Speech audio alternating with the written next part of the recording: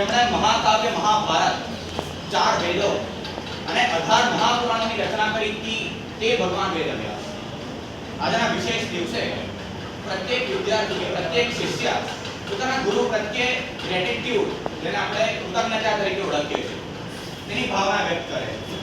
આજે ગુરુ પૂર્ણિમાના દિવસે પ્રત્યેક વ્યક્તિ પોતાના ગુરુને સન્માન આપીને તેમને વંદન કરે.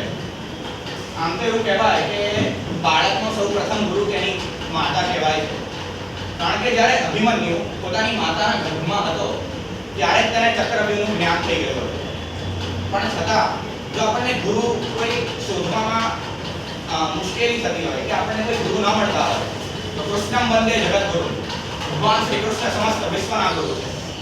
એટલે અંતે હું એટલું કહીશ કે ગુરુનું કાર્ય શું કે શ્લોકમાં ગુરુનું કાર્ય વર્ણવ્યું છે કે ઉપારસ્પંદકારસ્ય રૂપારસ્તે જતુચ્યતે ગુરુરિત્ય નિરોધિત્વાત સત્યાદિત્ય ધ્રિયતે. એટલે ગુરુ શબ્દ એક સંસ્કૃત શબ્દ છે જેની અંદર ગુરુ શબ્દનો અર્થ થાય છે અંધકાર અને રૂ એનો અર્થ થાય છે દૂર કરનાર કે હરનાર. હવે જે અંધકારને દૂર કરનાર છે કે અંધકારને હરનાર છે તે ગુરુ છે. અંધકાર એટલે આજે ભૌતિક રૂપે અંધકાર છે એ અંધકાર નહીં, પણ અજ્ઞાનતાનો અંધકાર. એ અજ્ઞાનતાના અંધકારને પોતાના જ્ઞાનરૂપી શસ્ત્રથી જે હણે છે તે ગુરુ છે. જય શ્રી કૃષ્ણ.